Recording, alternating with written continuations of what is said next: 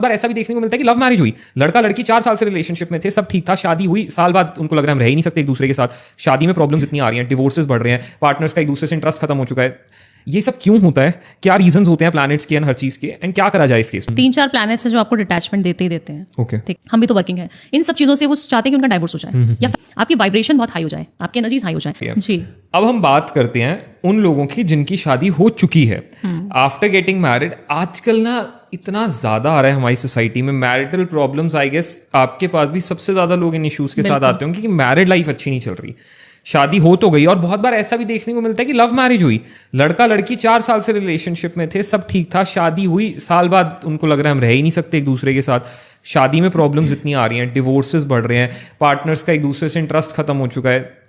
ये सब क्यों होता है? क्या रीजंस होते हैं प्लैनेट्स के एंड हर चीज के, एंड क्या करा जाए इस केस में?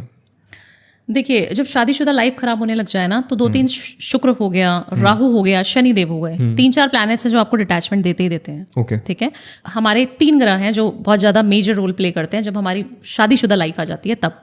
एक तो शुक्र होता है जो मैंने आपको पहले बहुत बताया, वीनस जिसको बोलते हैं, बहुत ज़्यादा अच्छा ग्रह है, मेरे को बहुत पर्सनली बहुत पसंद है, सबको पसंद है तो वो अच्छा होना चाहिए डेफिनेटली आपका। और दूसरी चीज़ आ जाती है जब राहु काल आता है। राहु काल मतलब एक फेज आता है राहु का, या फिर आपके हाउसेज, ऐसे हाउस में बैठा हो, दूसरे घर में बैठा है, फर्स्ट हाउस में बैठा है, तो आप समझ जाइए कि आप गुस्से वाले होंगे। आप देखते हैं काफ़ी सारे रिलेशनशिप में गुस्सा बहुत ज़्यादा इन्वॉल्व होता है, या तो मेल ईगो होगी या फीमेल की ईगो होगी, या लड़ाइयाँ बहुत ज़्यादा होती हैं, शॉर्ट टेम्पर्ड होते हैं, उस वजह से बहुत ज़्यादा रिलेशनशिप हैं जो खराब होते हैं। और आप मानेंगे ना, मेरे पास ऐसे ऐसे केसेस आते हैं जो सिर्फ छोटे छोटे घरेलू चीज़ों पे, कि बच्चे को कौन संभालेगा, हम भी तो वर्किंग है, इन सब चीज़ों से वो चाहते हैं कि उनका डाइवोर्स हो जाए। या फैमिली का इन्वॉल्वमेंट बहुत होता है, अपनी कुछ प्रॉब्लम नहीं है हस्बैंड वाइफ की, पर फैमिली की प्रॉब्लम है कि मम्मा ने ये बोल दिया आज पूरा दिन। जब आप घर में दोनों हस्बैंड वाइफ हैं, शादी हो चुकी है अभी हमारी, और घर में आ गए हैं, हम अपने काम से वापस आ गए दोनों, तो आप सिर्फ और सिर्फ प्यार की बातें करें। अपने रूम में 4 दीवारी में जब आप आ गए हैं अंदर, तो आप सिर्फ प्यार की बातें करें, या अपनी दिनचर्या की बात करें, डेली लाइफ की बात करें कि आज पूरा दिन में मैंने किया क्या, रेदर देन कि हम डिस्कस कर रहे हैं कि हमारी फैमिली में इश्यूज क्या हुए। मतलब आज मेरे को मम्मी ने ये बोला, मुझे पापा ने ये बोला, मुझे ये हो गया, वो हो गया, नेगेटिव माहौल, क्योंकि हमारी दीवारें हमारे को सुन रही हैं। इसीलिए मैं बोलती हूँ कि जब मैं वास्तु करने जाती हूँ तो मैं घर को फील करती हूँ, मैं जगह की एनर्जीज फील करती हूँ। कैसे? क्योंकि हर जगह आपको कुछ ना कुछ बताती है ना। तो आप देखें कि आप जहाँ पर बैठ रहे हैं, जब आपकी शादी हो गई है, जब आप सोने जा रहे हैं, जिस बेडरूम की मैं बात कर रही हूँ, उस बेडरूम में सिर्फ अच्छी चीज़ें होनी चाहिए। गुड मोमेंट शेयर करो, अच्छी हंसी मजाक करो, अच्छे रोमांटिक चीज़ें कुछ करो, वाइट बेडशीट आप बिछा के रखिए, रोज़ के जो पेटल्स आप देखते हैं, काफ़ी सारे बहुत रोमांटिक कपल्स रहते हैं रोज़ के, और या किसी हम गोवा वगैरह कैंडल्स लगाते हैं, या फिर बेडशीट आप देखते हैं कि हम जब होटल्स में जाते हैं तो बहुत अच्छे अच्छे डेकोरेटिव से कुछ कर देते हैं उसके साथ, टॉवल के साथ। क्यों ऐसा किया जाता है? ताकि वो आपका मूड अच्छा करे, आपके अंदर नेगेटिव थॉट्स ना आए, उस समय पे आपको पॉजिटिव फील हो, आपकी वाइब्रेशन बहुत हाई हो जाए, आपकी एनर्जीज हाई हो जाए। तो ये हर चीज़ लॉजिक करती है आपके ग्रहों से। आप देखते हैं होटल्स में सारी वाइट बेडशीट होती हैं, क्यों होती हैं? क्योंकि वो आपके शुक्र को अच्छा करती हैं। रोज़ के जो पेटल्स हैं वो शुक्र हैं। फूल जो है गुलाब का, वो शुक्र है। तो जिनको शुक्र अच्छा करना है, सिर्फ एक गुलाब का फूल भी आप किसी मेल या फीमेल जो भी आपके पार्टनर उनको देंगे, तो भी आपका शुक्र अच्छा हो जाएगा। Nice. सिर्फ एक गुलाब सिर्फ एक गुलाब। तो अपने पार्टनर को गुलाब तो दो यार, रिलेशनशिप भी अच्छा रहेगा, खुश भी हो जाएगा, गिफ्ट भी मिल गया। लड़कियों को तो वैसे ही फूल इतने पसंद होते हैं। नाइस। तो मैम, ये बात आई जो ये प्रॉब्लम्स हो रही हैं, अब मान लो किसी की लाइफ में बहुत ज़्यादा मैरिटल इश्यूज अब चलने स्टार्ट हो चुके हैं, लड़ाइयाँ हैं, झगड़े हैं, कलेश हैं, क्या कुछ करें ऐसा? क्योंकि अब देखो, जहाँ पार्टनर्स में ऑलरेडी प्रॉब्लम चल रही है, वो ये तो एक्सपेक्ट नहीं कर सकते ना कि शाम को आए और वैसी लड़ाई चल रही है अब हम प्यार की बातें एकदम से करने लगे, वो तो नहीं होगा। और वो उस टाइम पे सिंक और मूड भी वैसा नहीं बन पाता है। तो क्या और ऐसी चीज़ें करी जा सकती हैं लड़कों की तरफ से और लड़कियों की तरफ से, जो ये सच में चाहते हैं कि यार अब चीज़ें ठीक हो जाएं? तो रेमेडियल फॉर्म्स में क्या चीज़ें करनी चाहिए ताकि डाइवोर्स जैसी चीज़ें रुक जाएं, सेपरेशन रुक जाए, आपके पार्टनर के साथ आपके टर्म्स फिर से ठीक हो जाएं? What should be done? देखिए, एक रेमेडी है कि आप सबसे ज़्यादा भोलेनाथ की सेवा करनी शुरू कर दें। शिव पार्वती का जब प्यार हुआ था, सबसे पवित्र माना जाता है उनका रिश्ता। और जब मैं शिव की भक्त हूँ तो मैं ये बात बहुत ज़्यादा बताती हूँ। जो पेड कंसल्टेशन लेने मुझसे आते हैं तो मैं सिर्फ उनको ये बोलती हूँ, आपके भविष्य में आपकी जो कुंडली है उसमें तो आपको आपका प्यार नहीं मिलता हुआ दिख रहा है मुझे, बट आप भोलेनाथ की आराधना करेंगे तो आपको मिल जाएगा। सोचिए कि मैं एस्ट्रोलॉजर होकर ये बात बोल रही हूँ अपने क्लाइंट्स को।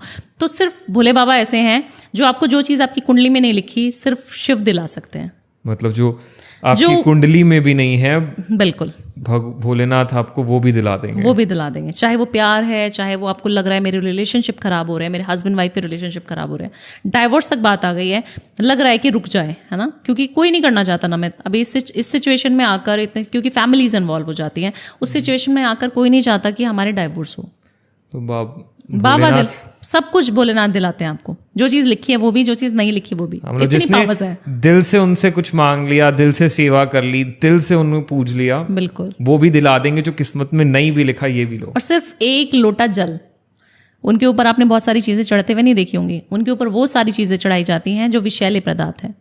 धतूरा कांटे वाला रहता है, बेलपत्र, भांग, है ना, बहुत सारी ऐसी चीज़ें हैं जो हम शायद किसी और देव पे चढ़ाते हुए आपने देखा भी नहीं होगा। उनको बहुत फैंसी फ्लावर्स नहीं चाहिए, बहुत सारा सोना चांदी नहीं चाहिए, उनको सिर्फ एक लोटा जल आप चढ़ा के तो देखो।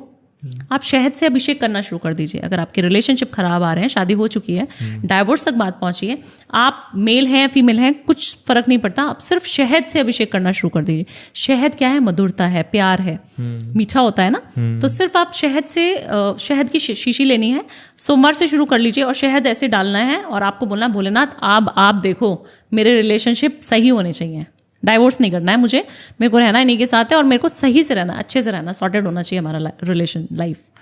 बस ये करना है आपको। 43 डेज कर लीजिए आप, गारंटी लिख के दे रही हूँ, उनकी रिलेशनशिप में मधुरता आती है। एक और रेमेडी बता दूं, शायद आपको फनी लगेगी। अरे प्लीज। शहद की डब्बी लेनी है, शहद की एक बॉटल, उसके अंदर अपना नाम और अपने पार्टनर का नाम लिख दो।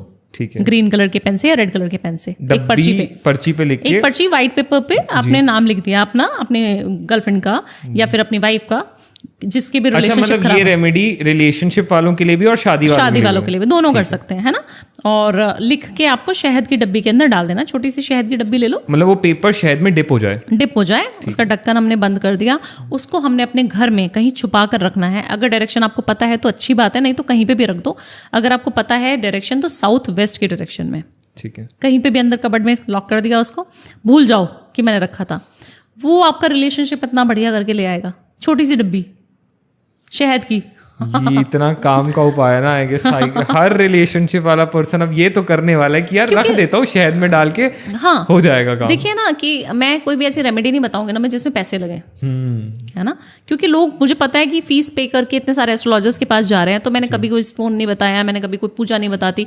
मैं सिर्फ बोलती हूँ महादेव की पूजा करो, मिल जाएगा। जो मैंने बोला है कि नहीं मिलेगा वो भी मिलेगा, और किसी और एस्ट्रोलॉजर ने बोला वो आपके जीवन में वो लड़की का सुख नहीं है जो आप चाह रहे हो, उससे आपकी शादी नहीं हो सकती क्योंकि आपकी कुंडली बोलती है अरेंज मैरिज करोगे, बट आपको करनी है लव मैरिज।